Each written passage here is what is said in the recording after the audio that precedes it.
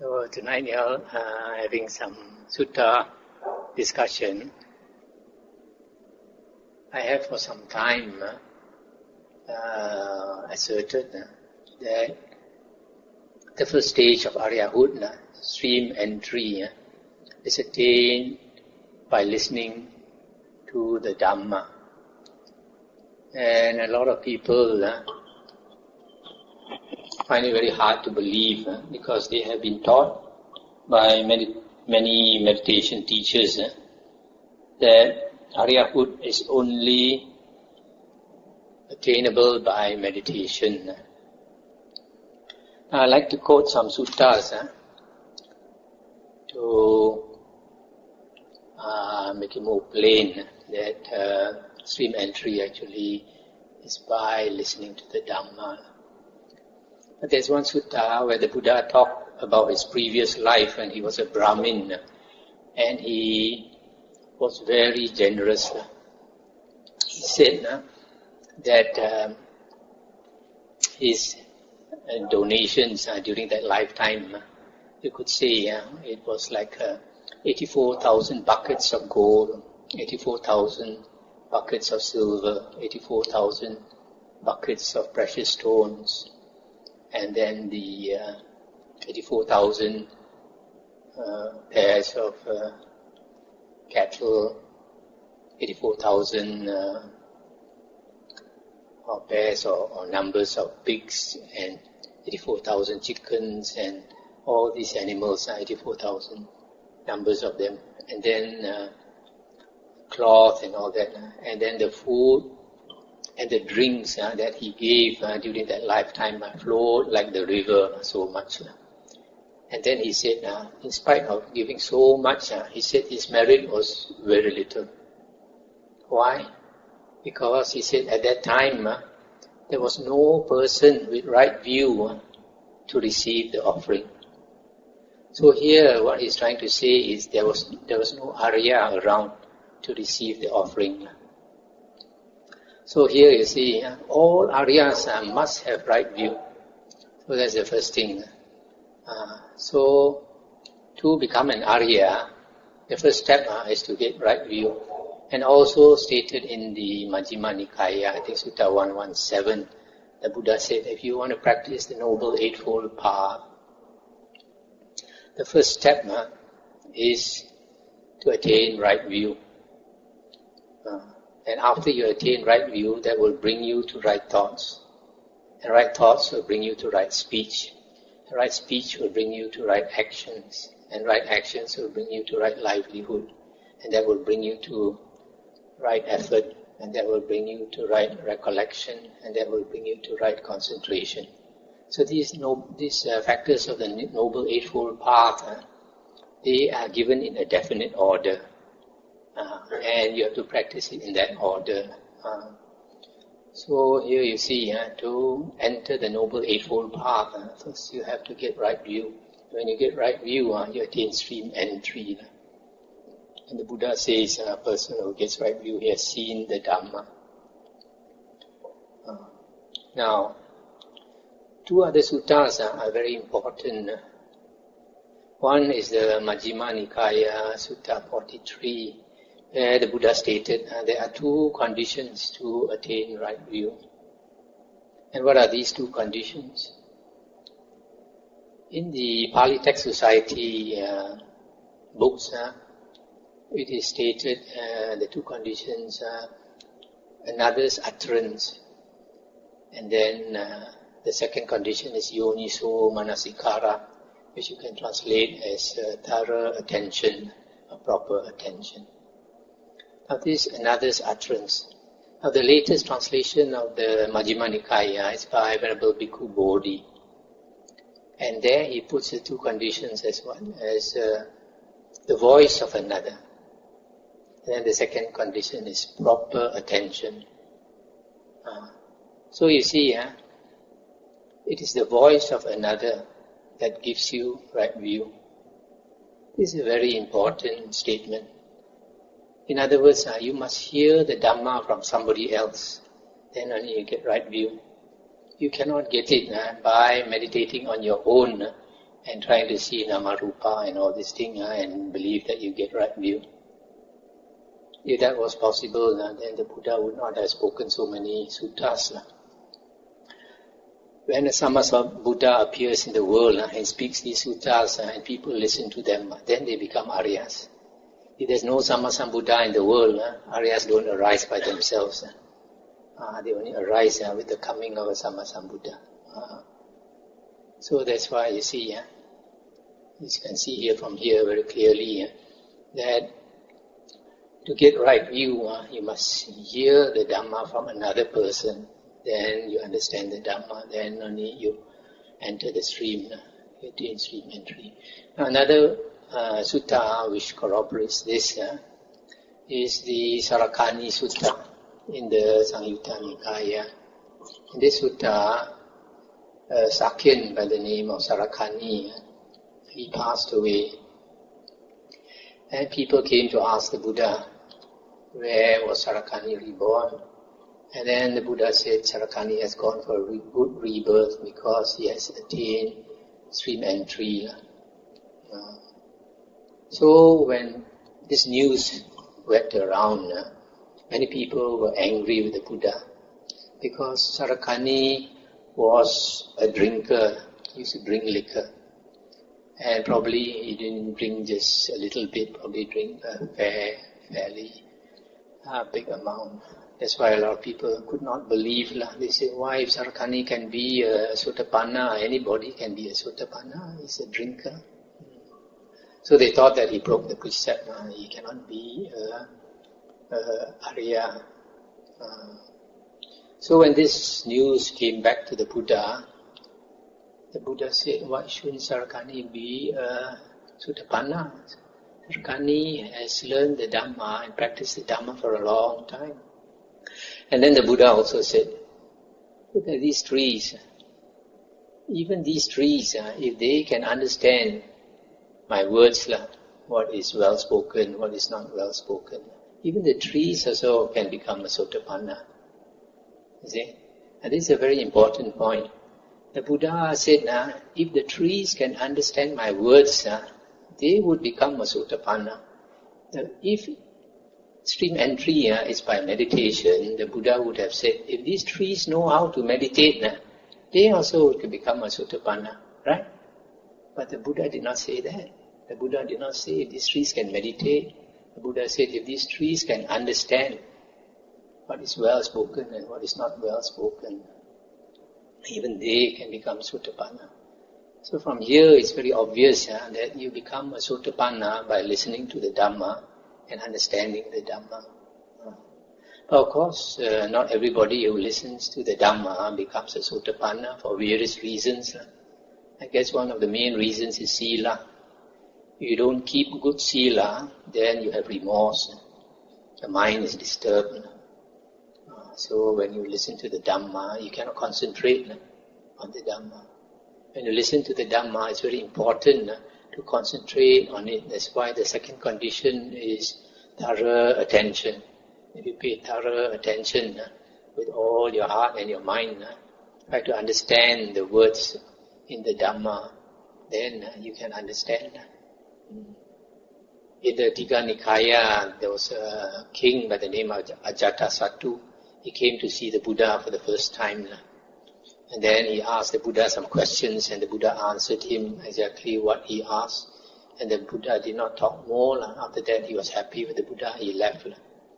And then the Buddha told his disciples, he said, see this foolish man, to become a king, he killed his father so that he could become a king. The Buddha said, if he had not killed his father, who was such a good man, tonight if I had spoken some Dhamma to him, he would have attained stream entry. So you see, people like this person, because of doing great evil, so his mind was very disturbed.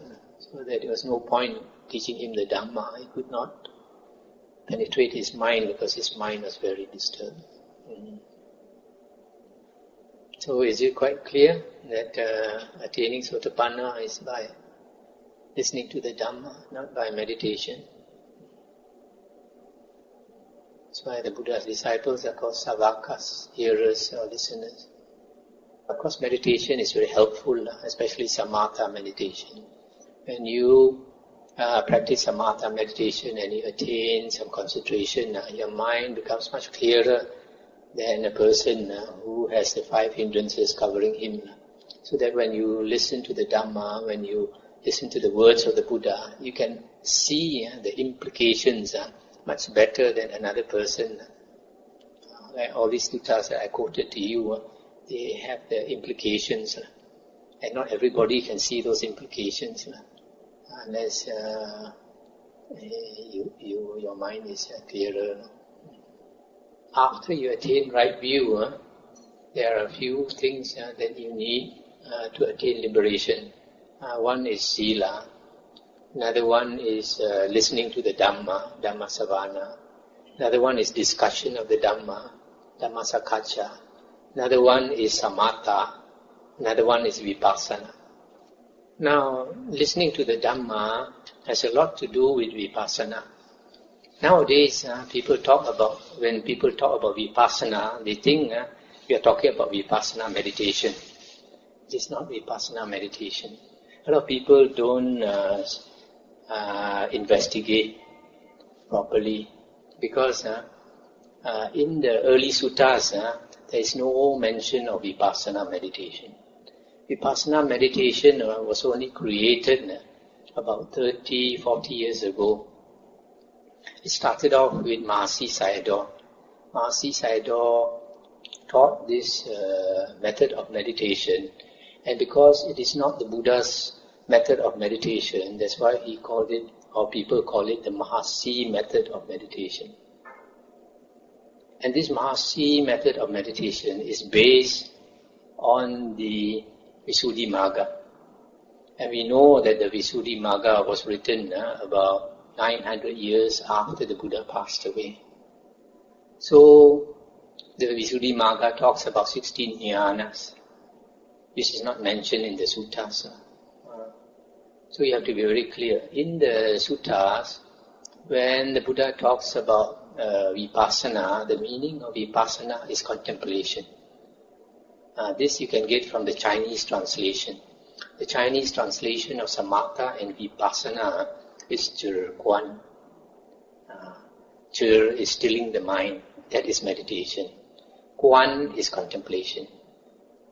So, to know the meaning of vipassana, we look at the cases.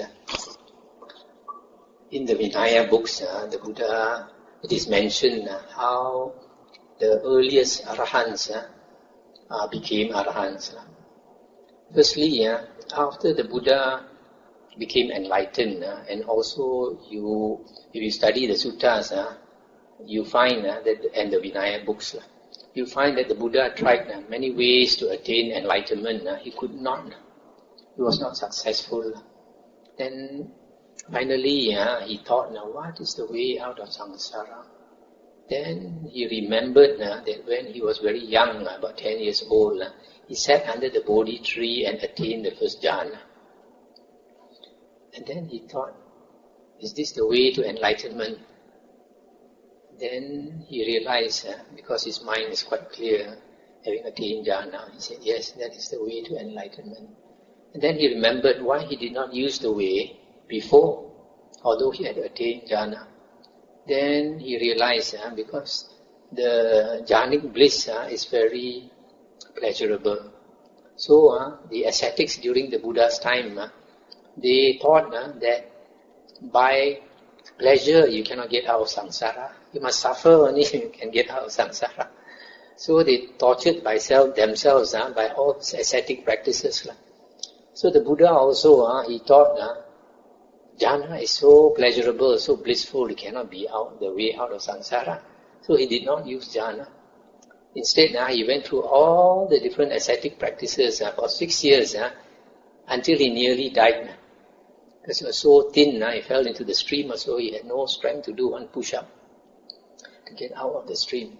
So then only he realized there's no point in all this ascetic practice. He could have died and wasted all his effort. And then he started thinking, then he remembered this jhana.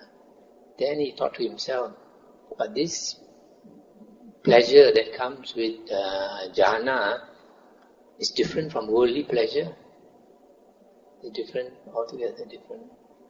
So he decided to use jhana. So he entered the 4 jhanas. Then because of attaining the 4th jhana, then his psychic power came. He had this divine eye. And he used this divine eye to contemplate the 3 things. The first one, the 3 knowledges. The first one was he saw his past lives. And that is very important because when he looked into his past lives, then he recalled that he was a monk under the previous Buddha Kassapa. And then all the Dhamma that he learned from Buddha Kassapa all came back to him. 4 noble truths and all that. Without the Dhamma, he cannot get out of samsara. Then the second knowledge was he looked at beings passing away and being reborn, passing away and being reborn according to karma vipaka. Then he realized all beings, we take rebirth according to karma vipaka. Then the third knowledge was he used the 4 noble truths that he remembered, that he had learned under the Buddha Kassapa. When he contemplated on the 4 noble truths, then he attained enlightenment. Okay? Now after he attained enlightenment, at first he refused to teach the Dhamma because he looked into the minds of living beings. He found that most of the living beings in the world, we want to follow our greed, hatred and delusion. Whereas the way out of samsara is the opposite, going against the grain, going against all your natural tendencies to enjoy the worldly happiness, enjoyment. So he decided to become a Paceka Buddha. But after he decided to become a Paceka Buddha, then the Brahma Sahampati came to plead with him because the Brahma Sahampati, his lifespan is very long. And he had seen previous Buddhas. So he realized this is another Buddha. So he came down and asked our Buddha to teach the Dhamma. He said, it's true, most beings will not listen to you. But there is a small percentage of people in the world, they have the potential to understand the Dhamma. If you don't teach them the Dhamma, they cannot progress. Then the Buddha contemplated again and he found that it's true. There are some beings in his lifetime and also those in the future like us who have the ability to understand the Dhamma. And it's because of for the sake of the few that he decided to teach. Now once he decided to teach, in the Vinaya book, who was the first person he wanted to teach? The first person was his teacher. Why? Because his teacher had attained jhana. The 2 teachers who taught him jhana, these were the 2 persons he wanted to teach first in the world. Because he thought to himself, these persons had attained jhana, very easy for them to understand the Dhamma. But then the Deva came and told him, these 2 had just passed away. Then again he thought, then who? Then he thought of his 5 disciples. Because he had attained jhana, he had also taught his 5 disciples to attain jhana. Must be, right? So when he went to them, at first they did not accept him. Later they decided to listen to him. And then he asked them to sit down. He did not ask them to meditate at all. He said, you sit down, I will teach you the Dhamma. And he started by teaching the Dhammacakkappavattana Sutta, about the Noble Eightfold Path and all that. Hearing this sutta, the first person to attain stream entry was Kondanya. That's why he's called Anya Kondanya. Anya meaning the one who knows, Kondanya who knows. So after that, for the next few days, he continued preaching to them the sutta, one sutta after another. Until when he preached the Anatta Lakkhana Sutta, all 5 of them attained Arahanthood. So now I ask you, where is that Vipassana? They had already attained Samatha. The other ingredient for liberation is Vipassana. Listening to the Dhamma is Vipassana. Because when you listen to the Dhamma, you contemplate. Isn't it? Our mind works very fast, As soon as you listen, you start to digest it already in your mind, and that is contemplation. And once you understand, that is having that insight. So the Vipassana during the Buddha's time is this. Because you find in one sutta, I mentioned in my book Liberation, that there are 5 occasions when a person becomes liberated, when a person attains arahanthood. The first one is listening to the Dhamma. Second is teaching the Dhamma. The third is repeating the Dhamma. The fourth is reflecting on the Dhamma. The last only during meditation, when you contemplate on the Samadhi Nimitta. So you see, so after the 5 disciples became enlightened, then he looked around the Buddha. Then he saw this person called Yassa. Yassa was the son of a very rich man, the richest man in town. And he had 4 wives, and maybe more than 4 wives, I'm not sure. And he was being so rich, every day he was entertained by the slaves who would sing and dance for him. And then maybe he would get drunk and all that.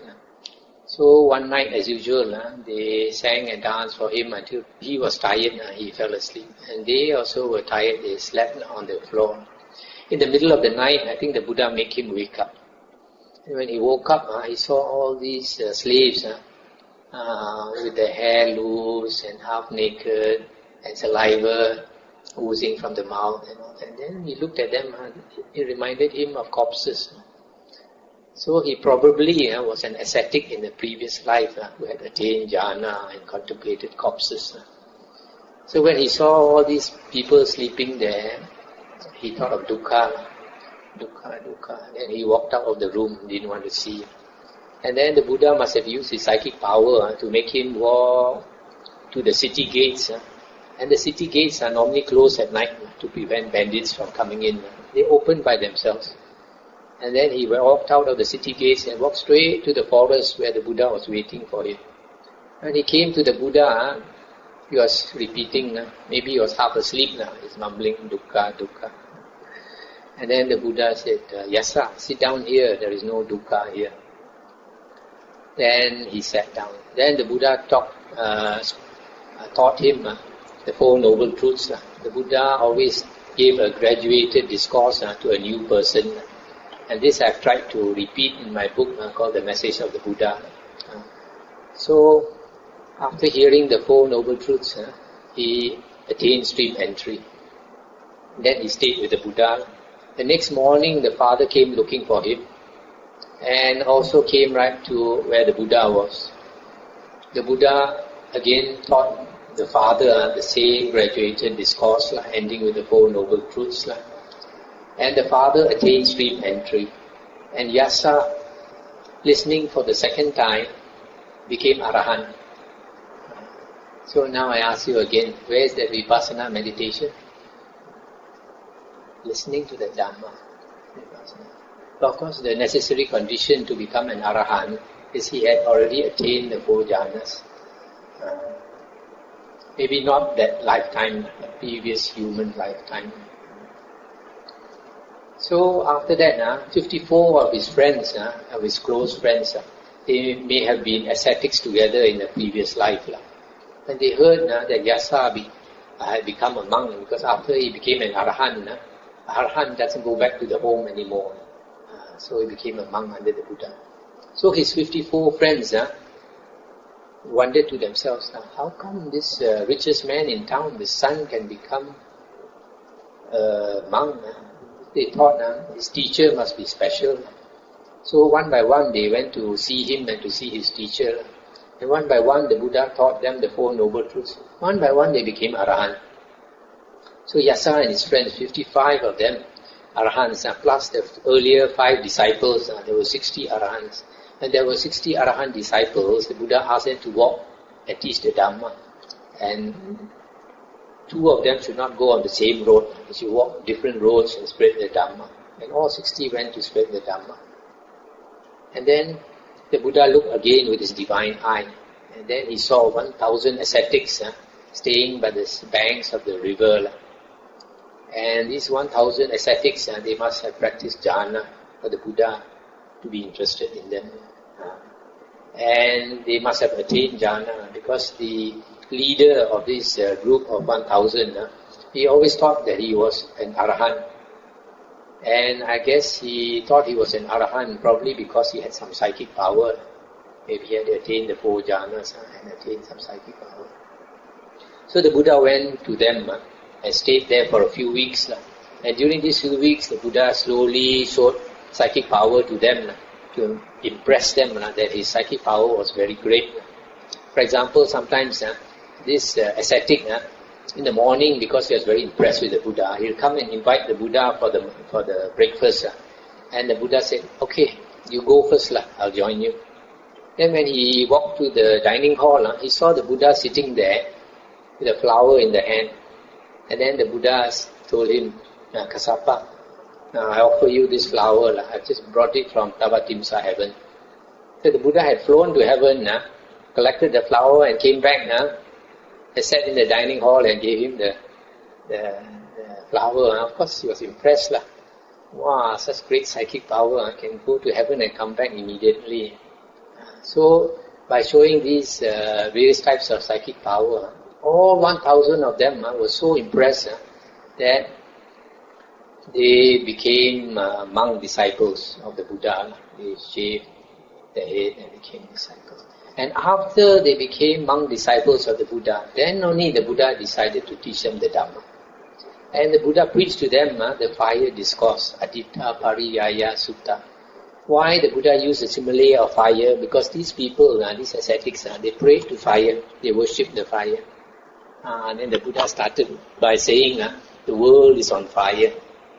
How come the world is on fire? The eye is on fire, the ears are on fire, the nose, the tongue, the body, the mind is on fire. What fire? Fire of greed, hatred and delusion. And slowly the Buddha talked about no self and all that. And 1,000 of them, hearing the sutta for the first time, became arahants. Now where is the vipassana meditation? That is vipassana, listening to the Dhamma and contemplating. So you see here, 1,060 arahants, the earliest 1,060 arahants, all attain arahanthood by listening to the Dhamma. So that is vipassana. Nowadays, vipassana meditation, after Mahasi Sayadaw taught, then it has become popular. It has become popular for a very simple reason, because you don't need jhana. They say it is a path of pure vipassana, no necessity for jhana. So of course, because jhana is very difficult to attain, so people like to practice it because they think they can practice that way. But the trouble is nowadays, some vipassana monks, either they speak lies or they are very ignorant. For example, one very famous vipassana teacher, he said that the Buddha's method of meditation is vipassana. And he said that samatha meditation or jhanas is the meditation of external ascetics.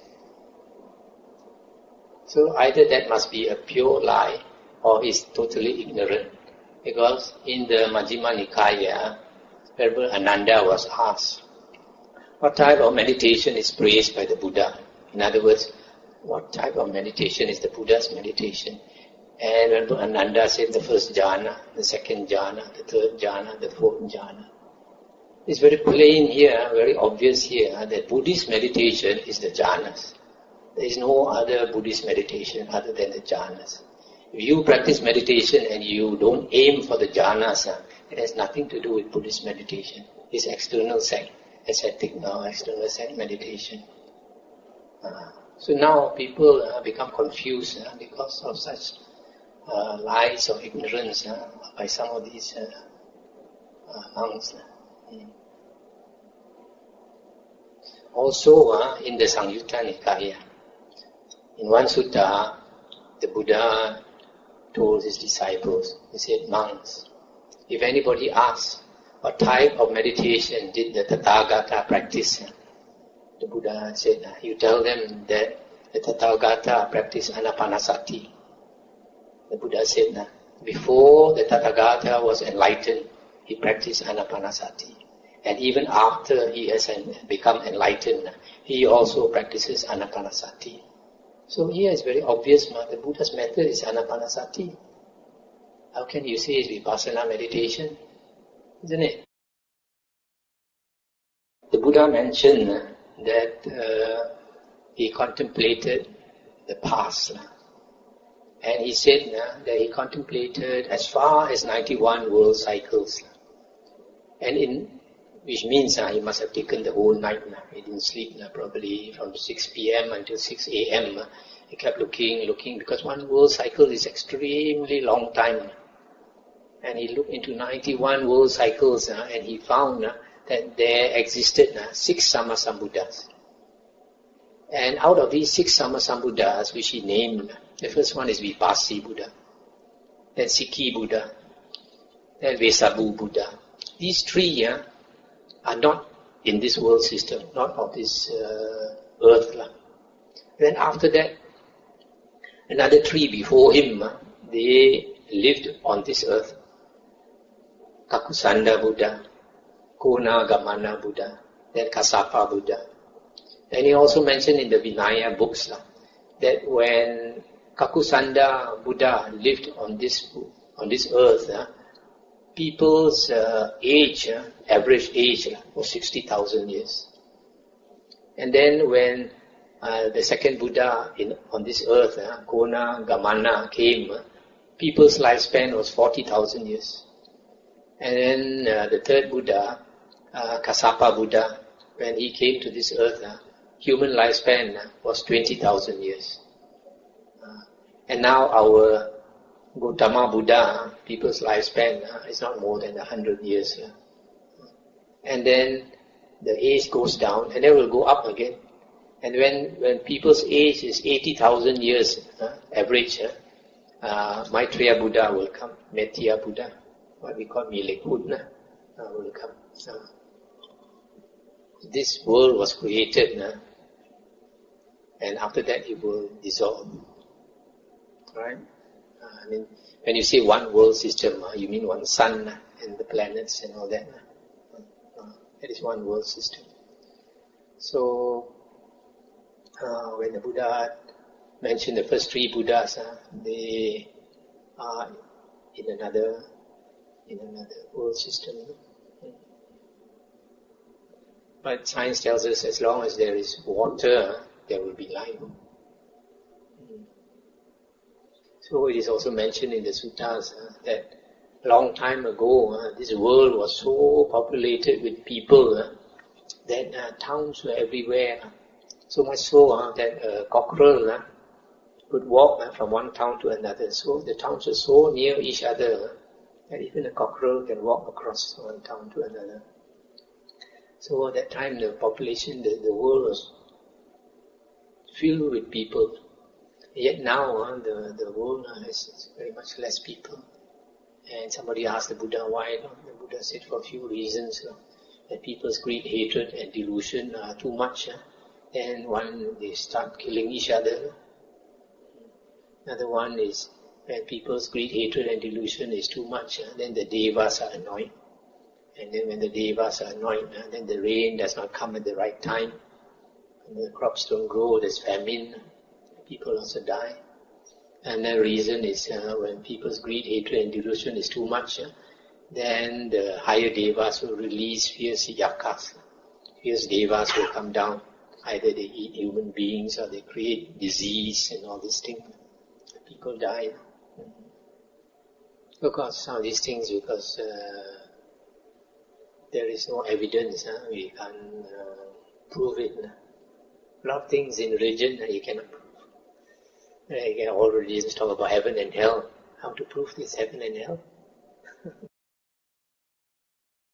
You can read the Buddha's mind because they have this psychic power. That is the way they communicate.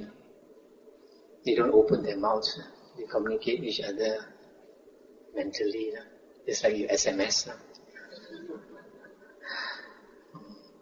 So, but then because the Buddha's psychic power is greater, sometimes he can control their mind. And sometimes they want to control his mind, they cannot. No? For example, there was one sutta where the Buddha saw that there was some Brahma devas with wrong view. So if you, usually when the Buddha goes to some being, there must be some reason, not only that they have wrong view, more often it's because they were his teachers before. So he feels that he owes them something out of gratitude. He wants to go and teach them and correct their wrong view. So he went to this Brahma, and this Brahma has great psychic power. And he didn't believe the Buddha because they are so attached to their psychic power. They only respect you if your psychic power is greater than them. If your psychic power is less than them, they have no respect for you. So when the Buddha talked to him and told him his wrong views, at first he didn't accept. And then he wanted to test the Buddha. He said, I will disappear from you. You won't be able to see me. Then the Buddha said, you try to disappear, see whether you can disappear. Then he said, I am going, but he was still visible to the Buddha. So then he realized the Buddha was controlling him. Although he wanted to vanish, he could not vanish. Then the Buddha said, I will vanish from you. Then he said, go ahead. Then the Buddha vanished. And then he couldn't see the Buddha, but he could hear the Buddha's voice.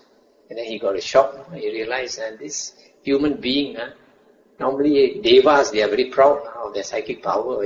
Human beings are nothing compared to them. He was shocked that this human being has great psychic power.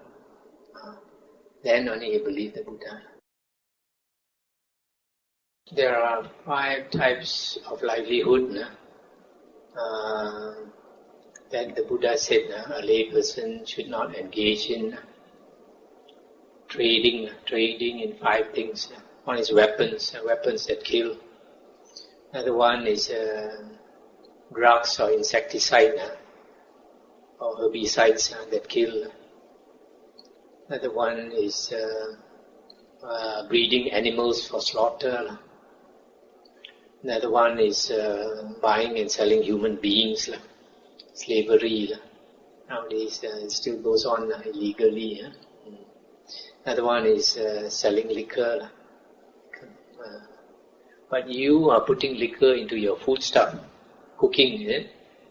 Cooking is not a problem usually, because when you cook, that liquor evaporates. For example, if they make a cake for a monk, and they put in some liquor, when you bake the cake, all that liquor evaporates. Or even when you cook, you put some liquor. When you cook, it also evaporates. For a monk, the standard is higher than for lay people. For a monk, it is stated in the Vinaya books that a monk cannot consume any food which has the taste of liquor, which has the smell of liquor. And the third one, I think it says the color of liquor, but color is very hard to see. If there is the smell and taste of liquor, then a monk is not allowed to consume. But for lay people, sometimes if you take some liquor for medicinal purpose, may be allowable. The precept against liquor is that you take it to a stage where you lose control. Of course, you have to be careful. Sometimes people like to take liquor and they use an excuse. Even some monks, sometimes they like to use an excuse for health's sake. People who keep ornamental fish or breed ornamental fish to sell, I think it's quite alright, because you are not doing any harm. You're not hurting the animal.